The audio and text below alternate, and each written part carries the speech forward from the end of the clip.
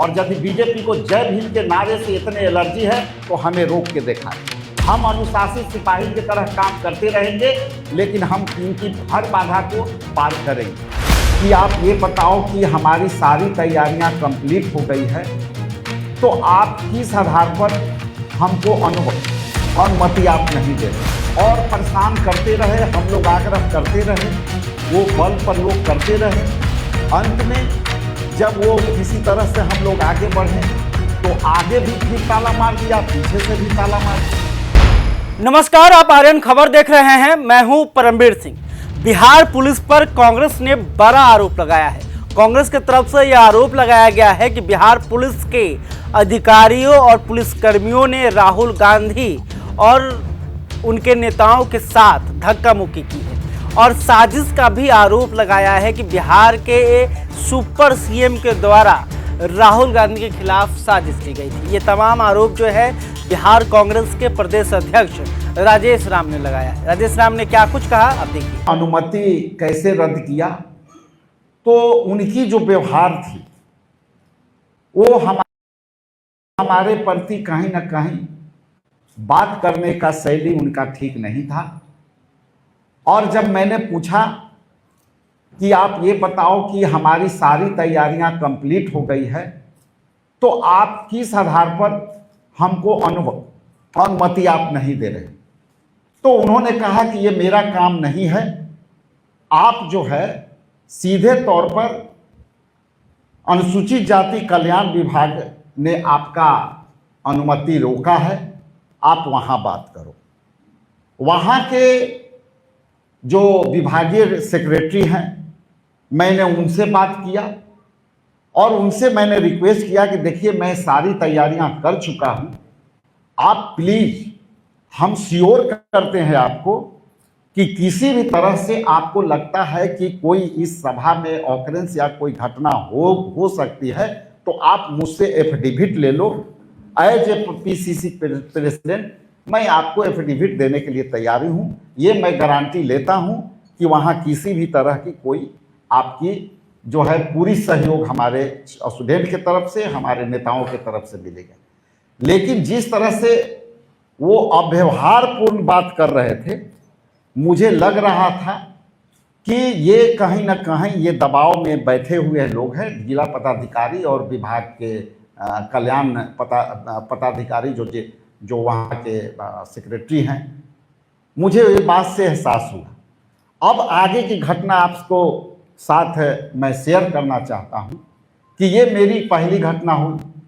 दूसरी घटना के बाद जब मैंने कहा कि कार्यक्रम किसी तरह से होने दीजिए, चूंकि उस बीच में छात्र का जो आग्रह था वो बढ़ता जा रहा था, कहीं ना कहीं उनको भी पता चला और छात्र लगातार आग्रह करते रहे और हम लोग 1:30-2 बजे तक मान मनोबल करते रहे कि आप एक मौका दे दो। डीएम साहब से भी बात करते रहे, छात्रों से बात करते रहे, लेकिन छात्र भी जो है आग्रह कर रहे थे कि केवल हम कर लें।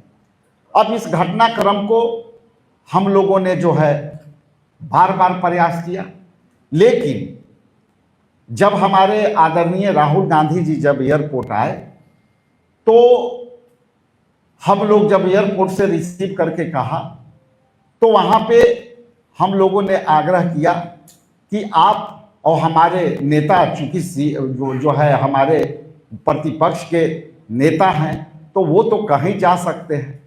और साफ शब्दों में हमारे नेता, हम लोग, हमारे प्रभारी, तमाम लोग, हम लोग रिक्वेस्ट करते रहे कि हम लोग आपसे इतना अपेक्षा चाहते हैं कि आप हमारे नेता को जाने दीजिए।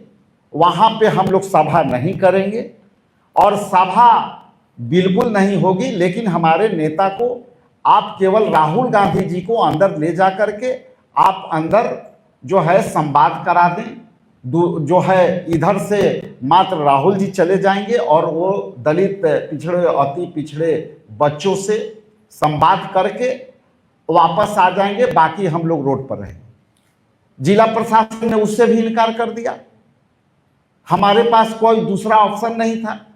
तब हमारे नेता ने, राहुल गांधी जी ने भी आग्रह किया कि तो ठीक है, हम अंदर नहीं जाएंगे, हम रोड पर संवाद कर लेंगे, ये तो हमारा अनुमति होनी चाहिए।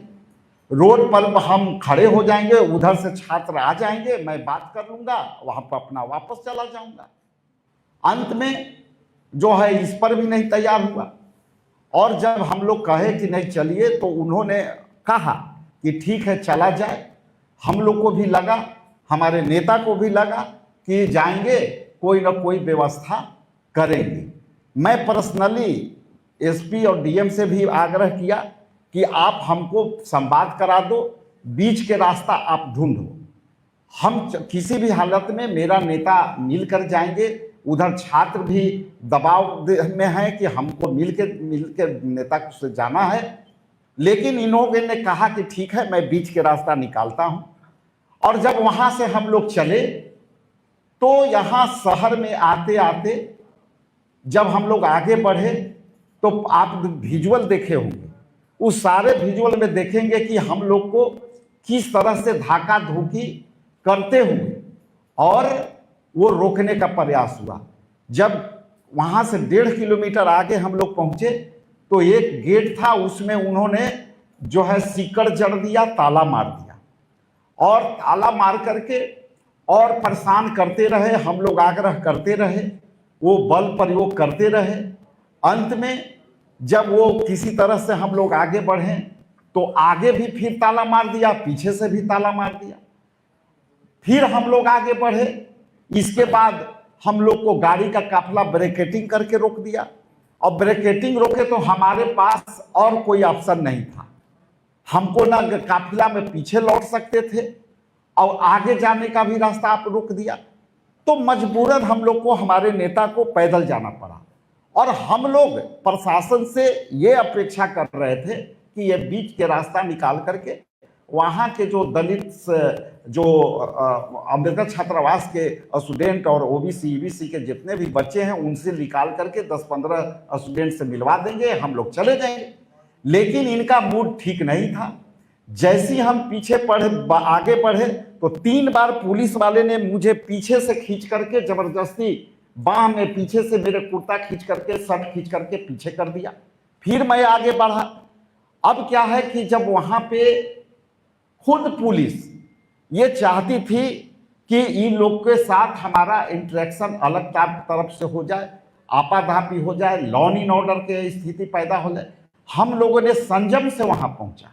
और संयम से पहुंचने के बाद आप देखे होंगे कि अंदर भी जब हम लोग पहुंचे, तो इनके पास आगे जाने के रास्ते सारे ब्लॉक होने के बाद हम लोग जब पैदल गए, तो हम लोगों ने जो है वहां पाया कि काफ़ी संयमित तरीका से वहाँ स्टूडेंट बैठे हुए थे, और हम लोग कोई भी वहाँ पे भाषणबाजियाँ नहीं की, केवल स्टूडेंट को समझाने का काम किए।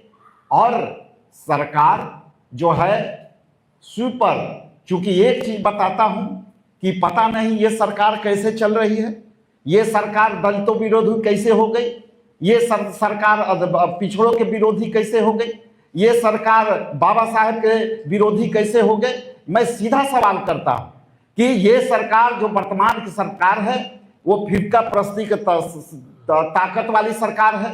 ये जो है आरएसएस के समर्थित सरकार है, जो बाबा साहेब के अनुयायी को, बाबा साहेब के दिए हुए संविधान को खत्म भी करना चाहते हैं, और जो बाबा साहेब के मानने वाले लोग हैं उनको भी ये जो है रोकना चाहते हैं। इसलिए हम लोग यदि संयम से काम नहीं लेते, तो हम समझते हैं कि वहाँ पे काफ़ी परेशानियाँ बढ़ जाती।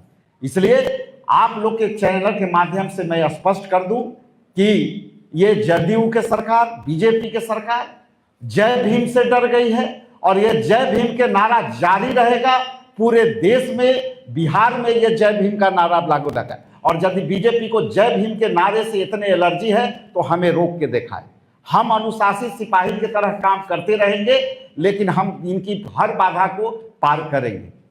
अब जब ये सारी बातें आई, तो मैंने जो है प्रधान सचिव से हमने सवाल किया कि साहब इसके पहले तो कई सभा आपने किया है, और जब सभा यहाँ पहले हो गई है, वहाँ के स्थानीय सदर विधायक बार बार करते रहते हैं जो वर्तमान में मंत्री हैं, इसके पहले वहां पे एक मंत्री सुपर मंत्री आया और ये सारे उनके दबाव में, अब पता नहीं कौन स्वीपर मंत्री है जो वो हमारे सभा को दबाव दे करके रोकने का काम किया। उसके पहले तो ऐसा नहीं लग रहा था, और यदि आपको रोकना था तो पहले क्यों नहीं रोका?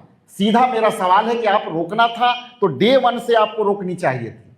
और जब हम सारी तैयारियां हमें रोकने के लिए, आखिर कौन आपको है? और स्वीपर जो सरकार है जो उसको डिरेल कर रहा है। आगे के लिए मैं आपकी बातों के साथ शेयर कर लिया। तो आपने सुना कि राजेश राम ने कहा कि एक बड़ी साजिश थी, और सुपर सीएम कौन है ये सबको पता है, और सुपर सीएम जो है उनके इशारे पर बिहार पुलिस के अधिकारियों ने इस तरह की हरकत की है। माहौल को बिगाड़ने की कोशिश थी, लेकिन हमने संयम बरता, इस वजह से जो है बड़ी घटना या फिर माहौल बिगड़ने से बच गया। खैर, अभी तक आपने हमारे चैनल को सब्सक्राइब नहीं किया तो प्लीज़ इस खबर को लेकर आप क्या सोचते हैं कमेंट करके बताइएगा। वीडियो फेसबुक पर देख रहे हैं तो हमारे पेज को भी लाइक कर ले। बहुत बहुत धन्यवाद।